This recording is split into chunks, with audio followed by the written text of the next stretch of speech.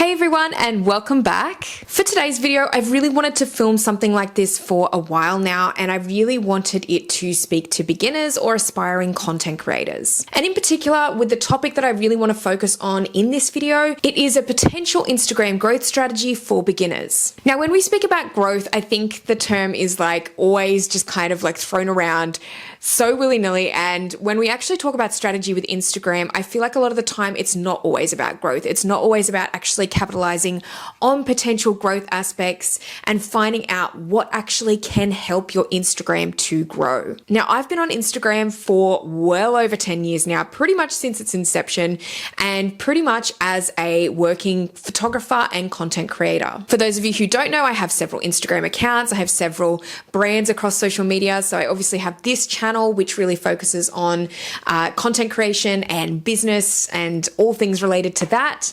I also have a photography and retouching channel, and I have an Instagram account attached with that. And then I also have a travel vlogging channel with my partner Dan, where I also have another Instagram attached to that. So I do have several Instagram accounts, and I have had a little bit of experience with really growing them over the years. And I've definitely picked up on things, especially in the last couple of years since things have really changed, when Reels and video content became such a normal thing on the platform, that I feel I've now picked up enough that I know what a really good equation is if you're starting out as a beginner on Instagram, what you can kind of do to help that growth aspect. Now, it really isn't as simple as posting every day. And I've spoken about this before on my channel. I actually did a video a couple of years ago where I spoke about an experiment that I did for 6 months, where I actually posted a reel every day for 6 months on my travel Instagram account.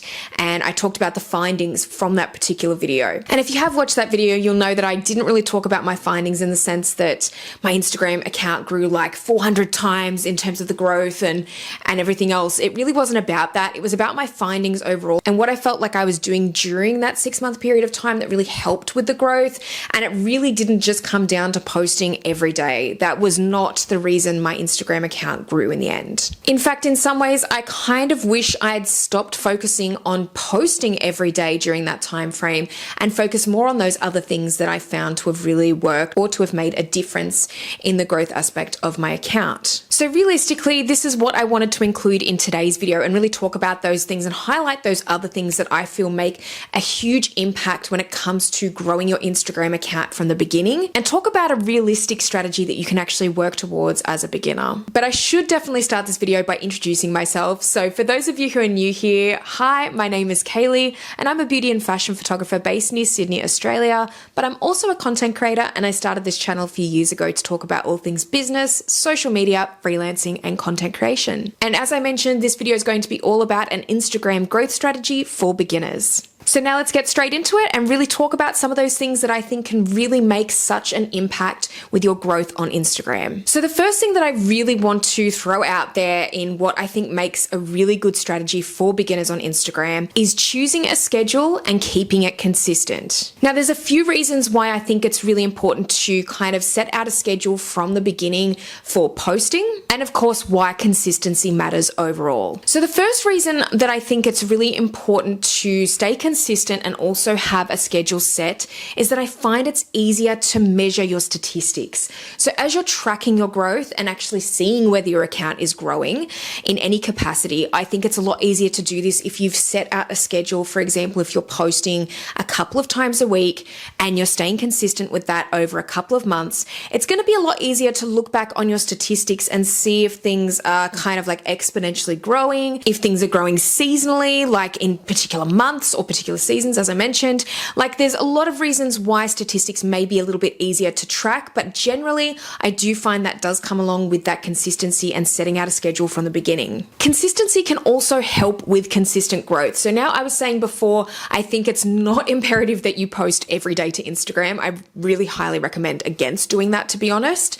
But I think having some sort of a consistent schedule and showing up consistently not only helps you to form kind of a more tight-knit community consistency with people on Instagram and people really understand when you're going to be showing up as well. But it also means that you're not having large periods of time where you just disappear from social media, or you feel burnt out, or you've posted too much and now you've just got no ideas left. And things like this can definitely happen in the beginning to a lot of beginners. So I do recommend finding some sort of consistency. And even if you're only able to post like once a week, stick to that schedule and just make sure it is consistent over the coming weeks and months. It's also a lot easier to get into a set routine with a schedule set out. So I know for a lot of beginners, sometimes it's very tempting to be like, just go full ball and start posting like 4 to 5 times a week or more, even every day. And I think that that can be a really good source of burnout. And I'm going to talk about burnout a little bit in this video today, because I think that that is something that's a very real thing that happens to a lot of us, and especially beginners as content creators. So I think that it is really nice to be able to set a schedule that works for you as well. And I really do stress this point. I always say, if you're going to make a schedule for content creation, make sure it fits in with your life, your lifestyle, your work commitments, your other commitments in your life. It's really important that you do this, because the moment that you do start to overcommit with all of this, this is really where it's going to start to contribute to burnout. But as I said, I think it's a lot easier to get in more of a set routine. And if you're someone that really struggles, maybe you're a type B person, you're not much for type A. And if you're type B, I think personally, I'm a little bit more leaning towards type B. I tend to find it's hard to get myself into routines at times. And I think that if you set a schedule from the beginning, it does make it a lot easier to keep up with that said schedule. And I think once you've been doing it for a few weeks too, there's a part of you that doesn't want to let that go, and doesn't want to let that go by the wayside and stop posting or miss a post. So you kind of have to condition yourself that way. If you do struggle to stick to routines and schedules, this is kind of, I think, something as well. If you're making it easy for yourself, you're not overcommitting, I think this is a great way to start easing yourself into a routine that will work and that will help you stay more consistent overall. And then we're moving on to the second point now. So that is to incorporate a mix of content types if possible. Now, a lot of you already may know this, but on Instagram, you have different content types. So you have things like stories, you have your regular posts, you have your carousel posts, which means you can add a number of images or videos under the one post. Then you also have your reels. And I think you don't necessarily have to post every single one of these things every day or even several times a week, but I think it is good to incorporate a mix of these content types, because each of these content types can actually provide a different type of engagement or a different amount of engagement. And this is why it's important to really consider different content types and not just posting the same kind of content over and over again. Now, there have been a number of studies done on this and on Instagram throughout the years. And one of the ones that I was reading quite recently, a few months ago, was really delving into the fact that carousels are one of the best types of posts for engagement overall. And this is more so for the commenting aspect of engagement. So people actually getting engaged on your videos and commenting and actually creating a conversation. This is even opposed to reels, which I think most people have the idea that reels are king and then you're absolutely going to, without a doubt, get the most engagement on them. That is not always the case. And as I said, commenting and actually creating a conversation tends to come a lot better on things like carousel posts. But in terms of other statistics, reels are definitely king when it comes to your reach and when it actually comes to getting your work out there and getting a new audience or getting people looking at your work. Reels are definitely going to help with that, as opposed to even carousel posts. Also, again, remembering that shares and saves are really, really important for the Instagram algorithm. And if you get a lot of saves or a lot of shares on any given post, that is really going to help propel your work out there and hopefully get that bit more engagement and reach anyway. So that is definitely something to remember to think about, the types of posts and content types that you want to have on Instagram and how that may play into maybe if someone wants to share something or save something for later. That can also determine what kind of content you're going to fit into different types of categories like carousels or posts or reels. Also remembering that stories are really, really valued by a lot of brands out there. So if you really have a goal of getting brand deals in future, I think being active on your stories is a good way to go. And as I said, in different studies, this has also been really highlighted that a lot of brands tend to favor stories above a lot of other content types. So there's different reasons as to why you might want to post for each of these types of content categories. And it is good to have and post a mix of them on your account, so you're just not relying on one particular avenue, not just relying on reels, not just relying on static posts, posts. Make sure that you kind of have a bit of a mix going on. Now, for the next part of the Instagram growth strategy, I think that this is one of the most important parts, and I think it's something that is not always considered as beginner content creators getting onto Instagram, but it is absolutely something that I would recommend. And that is to use an Instagram scheduler and analytics platform to help track your progress and plan out your posts ahead of time. And this is where I'm so happy to announce that today's video is actually sponsored by Metricool. And for those of you who don't know, Metricool is an online social media analytics and scheduling platform. Now, I've spoken about Metricool many times before on my channel, and over the past year or so, I've been using their platform to schedule a lot of my posts in advance and to really keep track of my analytics. Now, the great thing about Metricool is that you can use it across lots of different social media sites. Not only do they provide statistics and analytics for Instagram, but they also provide it for many other social media sites such as Facebook, YouTube, TikTok, Pinterest, pretty much you name it, they've got it. And I will say, if you're someone who is time poor and if you're an aspiring content creator, you're just starting out and you've got a lot of other work or other commitments going on in your life, this is the tool for you. So as I said, you can easily use Metricool to track your progress and to track your growth, which is very important if you're implementing any growth strategy for Instagram or on social media, but also scheduling out your posts ahead of time. Now, this can be done weeks, months, as long as you want in advance, which is very, very helpful for, like I said, if you're someone that's time poor and you don't have a lot of time to create content and you really need to be across things a lot more, this is the perfect platform to utilize. Now, there are so many features that Metricool has that I absolutely adore, and one of those features that I've talked about a lot on my channel before is the hashtag search feature. And this is where you can essentially research the best hashtags to insert into your content on Instagram. So not only is it going to actually show you the most popular hashtags, but it's also going to show you in depth the amount of uses that they have. And this can be really helpful in determining which ones are going to be more suitable for your content and which ones aren't. You can also collect a bunch of these hashtags if you're, for example, going to be posting a lot of content that need the same hashtags. You can easily put these into the save text function, and that is one of my favorite functions on Metricool because it means that I can just add all of my hashtags in with one click. You can also use other features like the Google Drive integration, which again, I absolutely love this feature. It means you can access your content directly from your phone or your desktop and straight into Metricool, so you can just drag and drop and create a post. Now, one of the features that I absolutely love in terms of tracking analytics is the fact that you can actually go in specifically for Instagram as well and track your engagement rates. Now, this can be on certain posts or your overall engagement rates.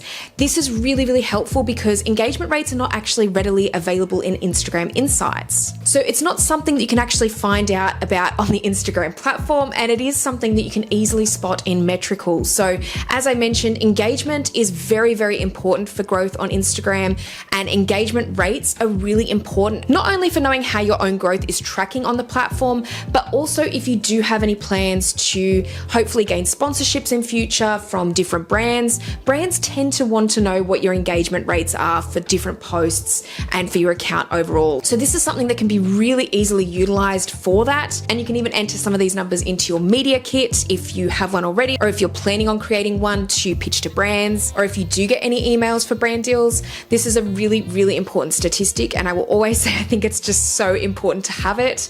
Like I said, this is not something you can easily find out through Instagram Insights, and Metricool has this all laid out very, very easily to read. And essentially one of the main roadblocks for many aspiring content creators or beginners on Instagram and other social media sites is burnout. So don't let that be the thing that prevents you from living out your dream as a content creator. Don't let that be the thing that makes you give up in the end, because having a platform like Metricool will really help to assist you in growing your accounts and really help you stay on top of things without feeling like you're edging towards burnout all the time. So if you're interested in checking out Metricool for yourself, make sure to click the link in the description box below and use the code Kaylee for 30 free days off any paid plan. And a big thank you again to Metricool for sponsoring this video today. And now on to the next point, which is to cross promote if possible. So I think when you're just starting out on Instagram and social media in general, I think it's really good if you've got other social media accounts, for example, like TikTok, like YouTube, Facebook, whatever it is.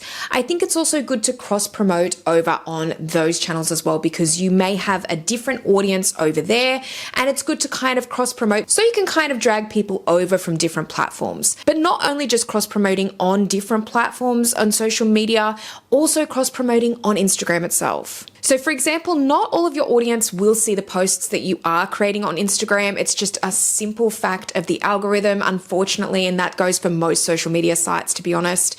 But one thing you can do to kind of help with this and to help get that little bit more engagement or growth with your posts is to cross-promote using stories. So for example, if I post a carousel or a post or a reel onto Instagram, I will always cross-promote via my stories as well. It's kind of like a little promo to say, hey, I've posted this reel or this carousel or whatever it is, go check it out. And then people can get directly linked from the story and actually look at the post that way. As I said, if you do have other social media sites, I think it's important to do this, especially initially when you are just starting out. You need as much engagement as possible and you really want to be able to spread your content to as many people as possible. So this is one of the ways that you can kind of try to do that. And now I'm going to be jumping into the last point of the video. And this is a really important point that I want to stress. Definitely, I think it's one of the most important points in this video. And I think that not enough people actually think about some of these things that I'm going to mention underneath this point. But essentially, don't ignore all of the details of your posts and use all the tools that Instagram has at your disposal. So what I mean is don't forget the little things when it comes to creating content on Instagram. For example, make sure you fill in your captions and actually make them engaging, or at least try to.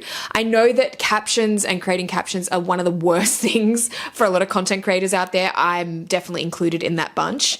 I don't always love writing out captions. It can be time consuming, it can be tedious, and sometimes you just don't even have the brain power for it after you've actually created the content.